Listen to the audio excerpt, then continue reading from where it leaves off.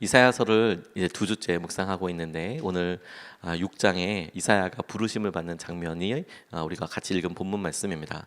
우시야 왕이 죽던 해에 하나님께서 이사야에게 나타나셔서 이사야가 임하신 하나님의 영광을 보고 그리고 그의 마음속에 있었던 중요한 마음의 변화, 이 두 가지를 오늘 아침에 같이 붙잡고 같이 기도하고 싶습니다.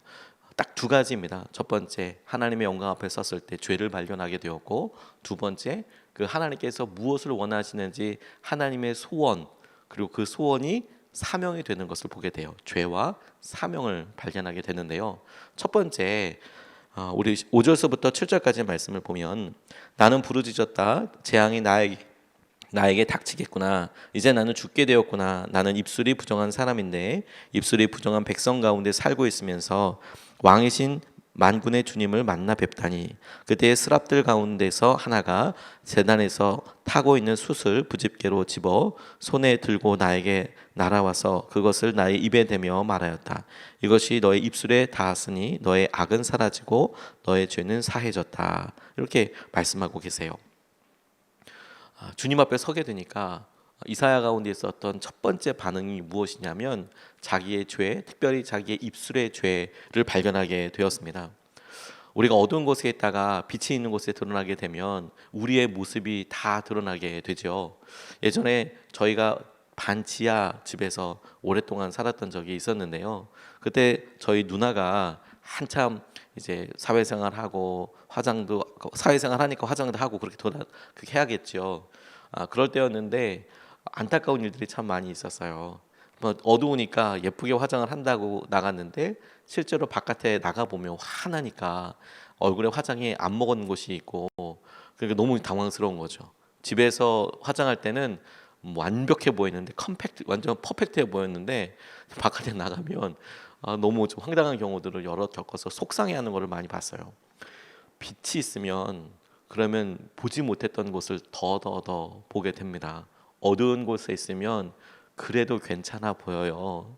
그런데 조금 더 밝게 그리고 아주 밝은 곳에 나가면 이 안에 있는 흠도 티도 다 보이게 되지 않습니까? 하나님의 영광이 그와 같습니다. 찬란한 하나님의 임재와 영광 앞에 있으니 그의 죄가 모습이 떠오르게 되는데, 특별히 입술의 죄라고 말하고 있어요. 우리가 어떤 일을 행했던 것들 중에서 큰 영향력이 있었던 것은 기억하기 쉽죠. 그런데 우리가 하는 모든 종류의 일들 중에서 제일 많이 하는 일이 말 아닙니까? 우리가 하는 일들 중에서, 반복적으로 하는 일들 중에서 제일 많이 하는 일은 말이고, 그 말들 중에서 사람들 볼 때마다, 상황에 처할 때마다 말들을 많이 하게 되는데, 후회될 만한 말, 실수할 말, 혹 심지어 의도가 다분히 악한 말, 이런 일들에 대해서 우리가 많이 하기 때문에 가장 작게 하지만 가장 쉽게 잊어버리게 되는 죄들이 입술에서 잘 벌어지고 있거든요. 그런데 이사야가 하나님 앞에 팍 서게 됐을 때 그가 입술을 부정하다고 고백하고 죄를 부정하게 됐던 이유를 저는 그렇게 찾았어요. 아주 작은 죄들, 습관적인 죄들, 일반적인 죄들라고 우리가 스스로 기억도 못하는 죄들이 다 드러나 버리게 되더라. 그리고 그게 하나님의 영광의 은혜이고, 죄를 고백하게 되는 것이 하나님께서 우리에게 주시는 축복일 수 있겠다라고 생각하게 됐어요. 저희가 거의 몇 달 됐는데요. 주일 예배 드릴 때 매번 똑같은 찬양으로 노래를, 그러니까 교회 예배를 마치고 있어요. 아시라고 싶어요. 선한 능력으로라는 찬양으로 몇 달째 지금 계속 고백을 하고 있습니다. 코로나19 시기에 이 가사 그대로 이루어졌으면 좋겠다라는 간절한 소망이 있어서 주일 예배를 매번마다 그렇게 마치고 있거든요. 선한 능력으로 우리 일어서게 될 거다. 선한 능력으로 일어서게 될 거다. 이런 고백을 우리가 믿음으로 드립니다. 근데 그거 쓰신 분이 본해포 목사님이라는 분이세요.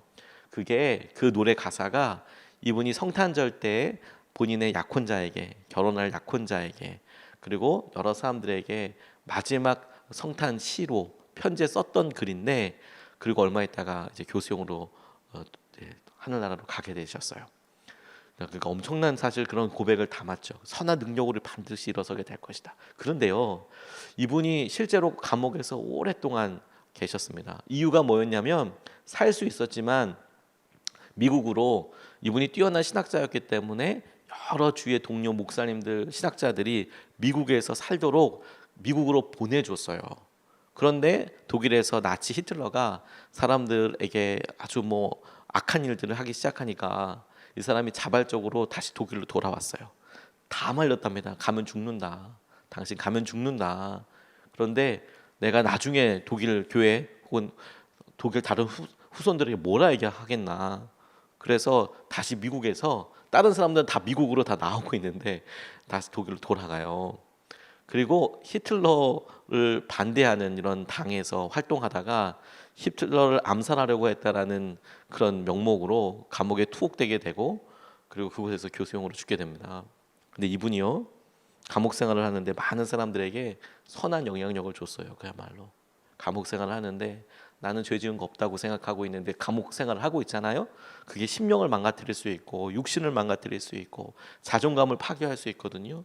그런데 그가 감옥에서 했던 여러 글들을 보면 그게 너무 마음속에 막 큰 울림이 돼요. 그 중에 그가 이런 고백을 합니다. 나는 누구인가라는 시 같은 글이거든요. 이런 내용이에요. 나는 누구인가? 성에서 나오는 성주처럼 침착하고 명랑하며 흔들림 없이 감방에서 나올 거라고 그들은 종종 나에게 말한다. 지금 감옥에 있는 거거든요. 나는 누구인가?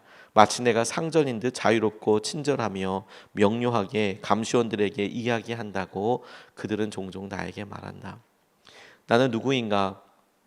승리에 익숙한 사람처럼 태연하게 웃으면서 당당하게 불행의 날들을 짊어진다고 그들은 종종 나에게 말한다. 나는 정말 다른 사람이 나에 관해 말하는 그 사람인가? 아니면 내가 내 자신에 관해 알고 있는 그 사람에 불과한가? 그러니까 이 보네포 목사님을 보고 주위에 있는 사람들이 아니 그렇게 감옥에 있는데 그렇게 어쩌면 평안하고 당당할 수 있어요. 이렇게 다 평가를 해준다는 거죠. 근데 난 정말 그런 사람인가? 이제 그리고 그가 뭐라고 이야기하냐면 새장에 갇힌 새처럼 불안해하고 그리워하다 병이 나고 누군가 목을 죄는 듯 숨을 몰아쉬며 색깔, 꽃, 새소리에 굶주린 채 호의적인 말, 인간적인 친밀감에 목말라 하며 횡포와 하찮은 모욕에도 분노하고 전율하며 큰일을 바라다가 절망하고 멀리 떨어져 있는 친구들을 걱정하다가 지쳐서 기도하고 생각하며 활동하기에는 피곤하고 마음이 허전해진 채 기진맥진하여 모든 것과 작별을 고하려고 하는 내 자신, 나는 누구인가? 사람들 앞에서는 위선자요, 내 자신 앞에서는 혐오스러울 정도로 비통해하는 약자인가? 아니면 아직도 내 안의 모습이 이미 거둔 승리를 포기하는 혼돈 속의 폐잔병 같은가? 나는 누구인가? 외로운 물음이 나를 조롱한다. 하나님, 제가 누구인지 당신은 알고 계십니다. 저는 당신 것입니다. 이런 고백을 합니다. 그가 사람들이 바깥에 있는 사람들이 그가 감옥에 투옥돼 있을 때에도 그의 동료들 그가 목회하고 있던 교회의 교우분들이 엄청나게 그분을 존경했어요. 억지로 정말 죽으러 들어가는 길이니까. 그런데 본인 마음속에 그런 존경과 함께 있었던 그런 외적인 모습 말고 그가 감옥에서 자기의 연약함을 이렇게 고백하고 고민하고 기도하는 이유가 뭔지 아세요? 그곳에 주님이 임재가 있기 때문에 그래요. 자기 죄가 생각난다고요.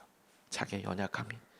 그래서 그 문제를 가볍게 여기지 않고 끊임없이 주님 앞에 기도하게 된다고요.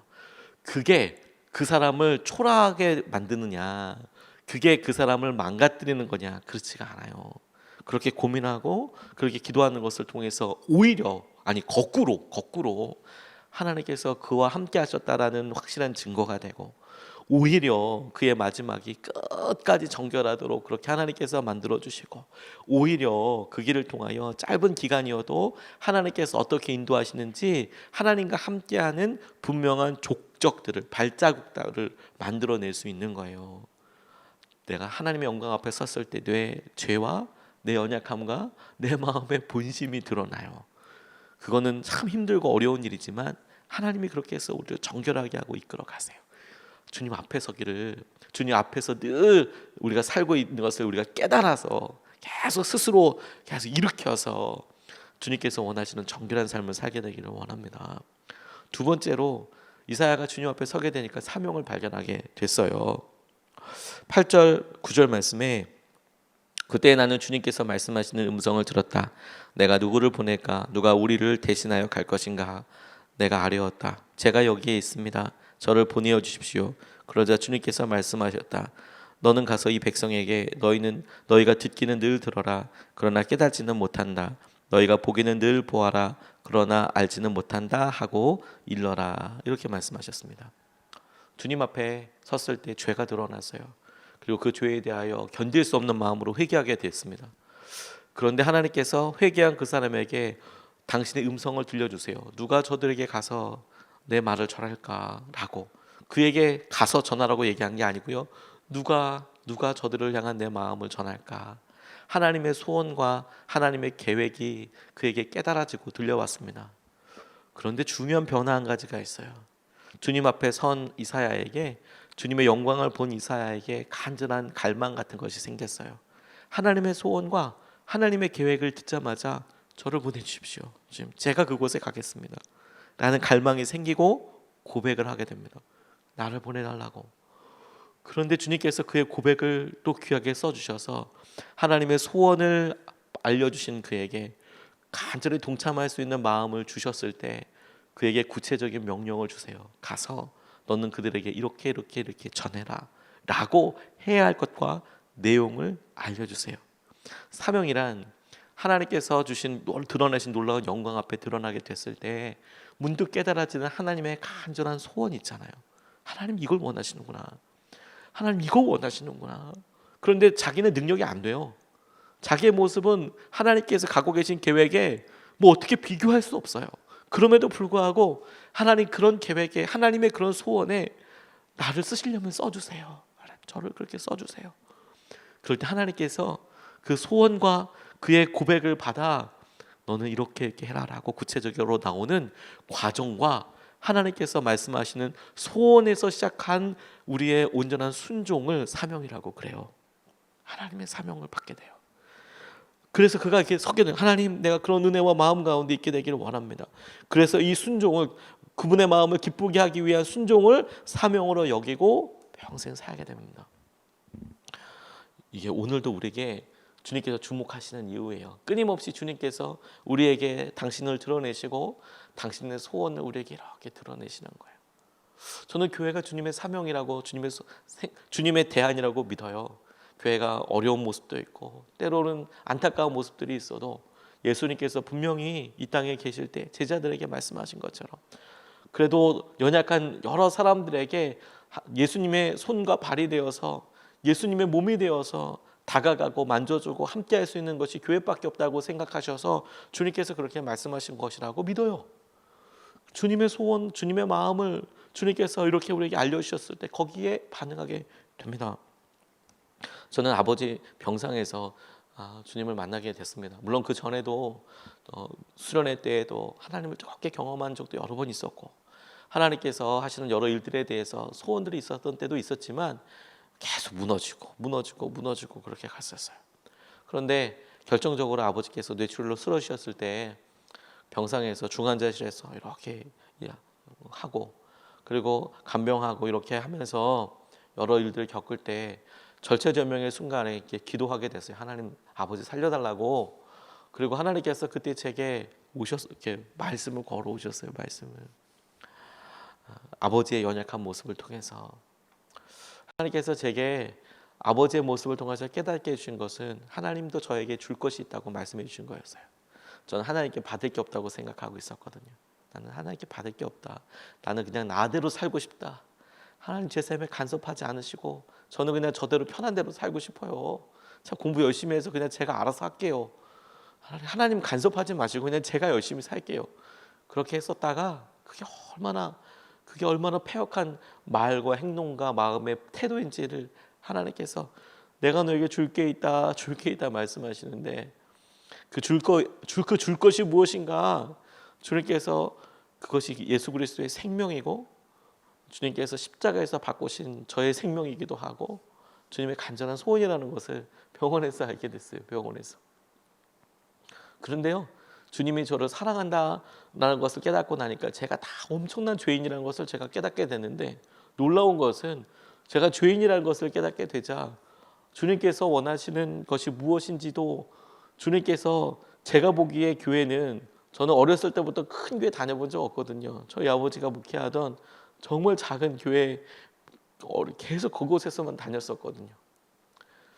그런데 주님께서 그렇게 하시는 은혜 앞에 서게 되니까 제 마음속에 그 교회를 저라도 섬겼으면 좋겠다라는 마음이 들더라고요. 저는 처음에 목회하게 결단했을 때 뭐 큰 교회 목사가 되겠다는 꿈은 전혀 없었고, 저는 평생 보았던 저희 아버지 모습 보고 목회하면 저렇게 돼야 되는 거구나, 그런 생각이 있었고, 지금도 뭐 여전히 그 생각은 여전하고, 그럼 내가 목회를 하면 저렇게 되겠구나.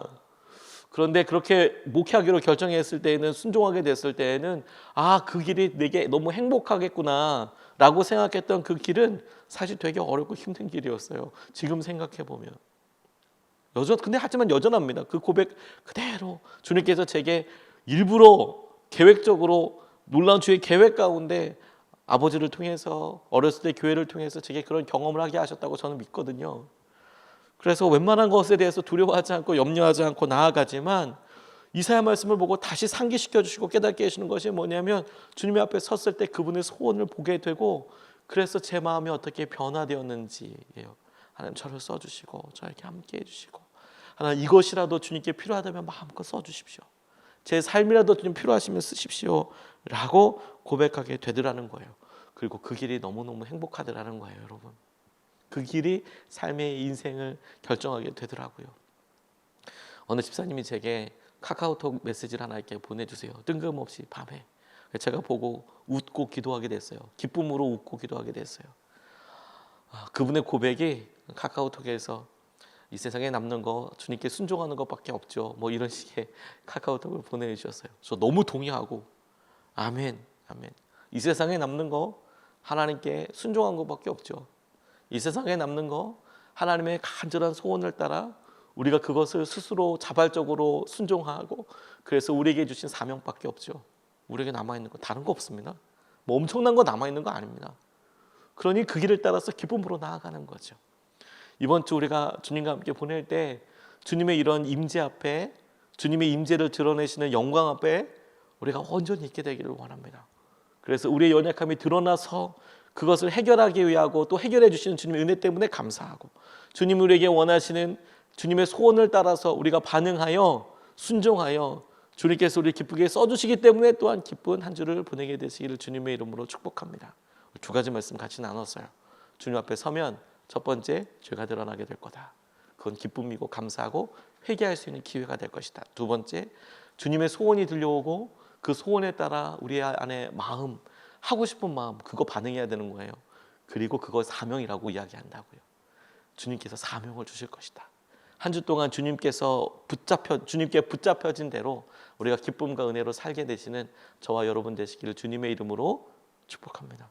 우리 같이 말씀 붙잡고 두 번 나눠서 같이 기도하겠습니다.